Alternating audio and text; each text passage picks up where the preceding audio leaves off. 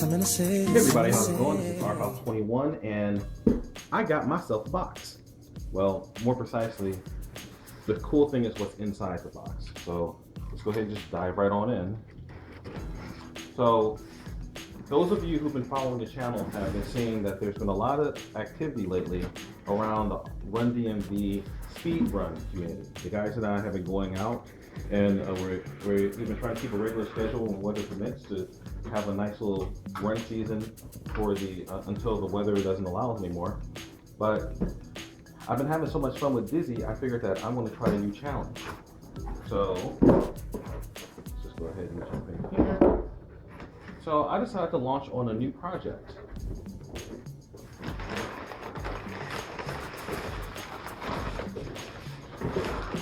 So you guys see here,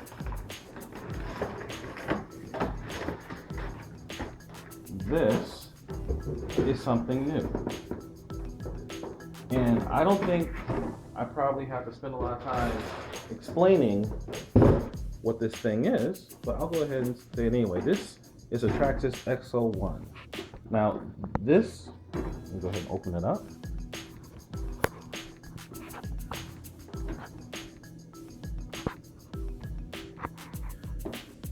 This guy right here, it's an awful weird place to put a body kit. So this is a rolling chassis that I picked up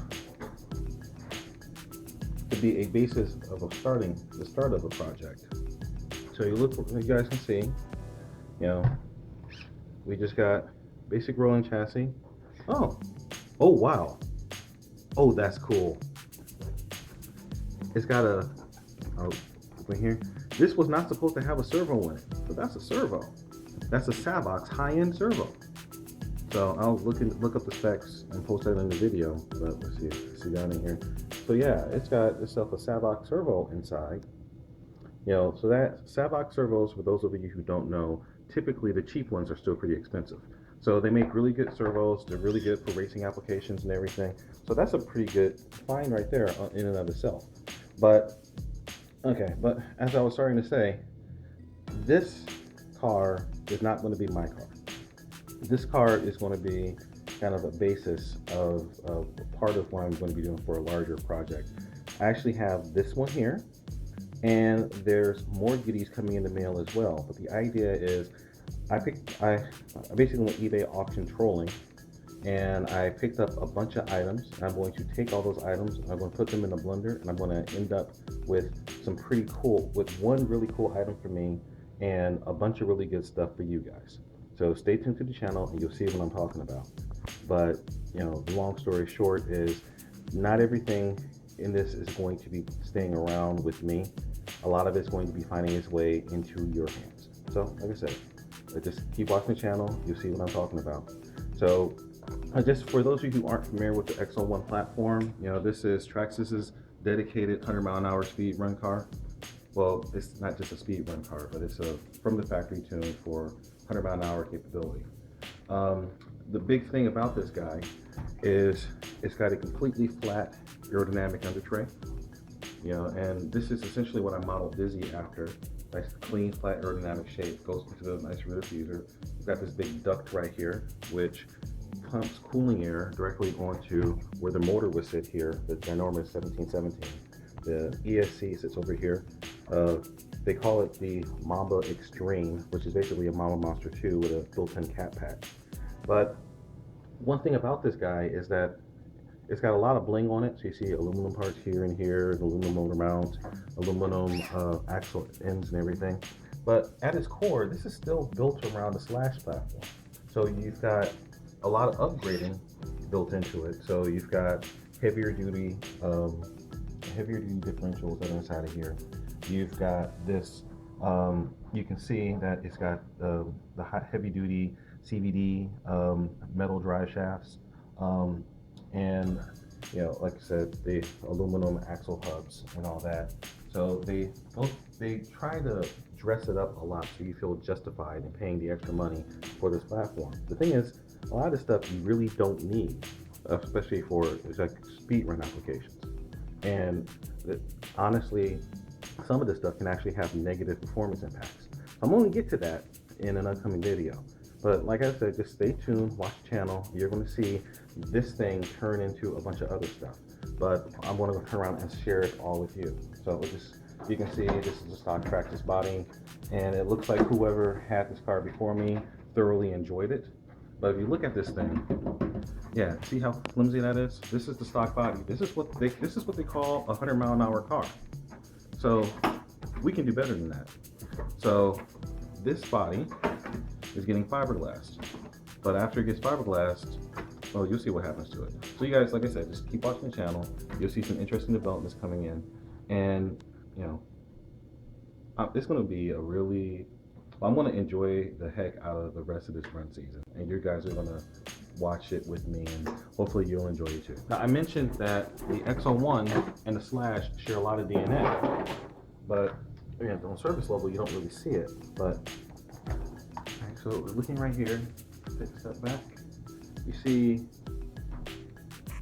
you can just see the difference in size between these two cars. You know, so the XO-1 is quite a, looks like it's a few inches longer in wheelbase. So you can see in here, and that's primarily they stretched the car to try to get it a little bit more stable over a run application, and also hope to get it lower to the ground. But when you really start to look into it side by side, see,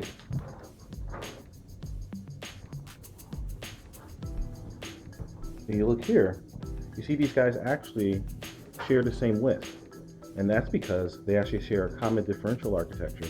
They share the same suspension architecture, and same drive shaft layouts. So essentially, everything that makes this guy go is over here.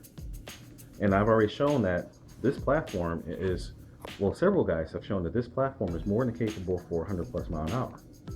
So what's with all the extra bling stuff that's put in there? Well, like I was saying, some of this stuff is nice, but a lot of this stuff is really unnecessary. So stay tuned. You're going to see me do some pretty interesting things because, well, I'm just going to jump into one thing. Like all these really cool aluminum bits, they look really nice. It's nice and bling bling, and all that. But this is heavy. There's a concept called unsprung weight. And what that means is that the weight of the entire car, or you want the weight of the car sitting on the springs, because then you can control it. Everything that's not sitting on the springs is called unsprung weight.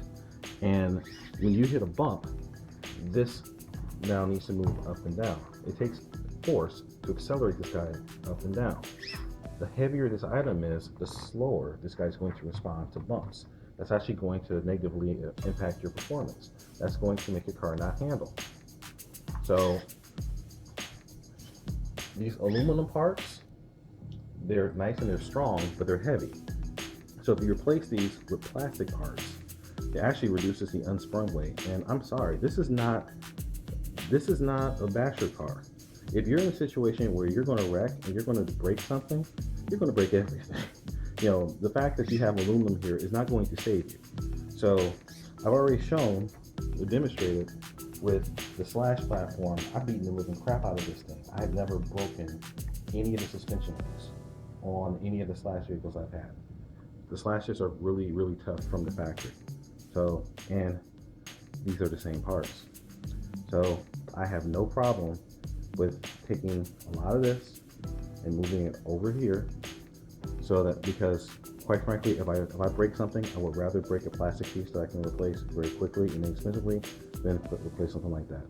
But like I said, there's a lot more of this coming, so I don't want to steal my own thunder. But stay tuned, guys. You're going to see a lot of fun. So Our House 21 signing out. Remember the mantra: fly, fix, fly, break it, fix it, do it all over again. Remember to check me out on social media, Facebook, Instagram, and all those other places. And remember to like, comment, subscribe. And Our House 21 signing out. Peace.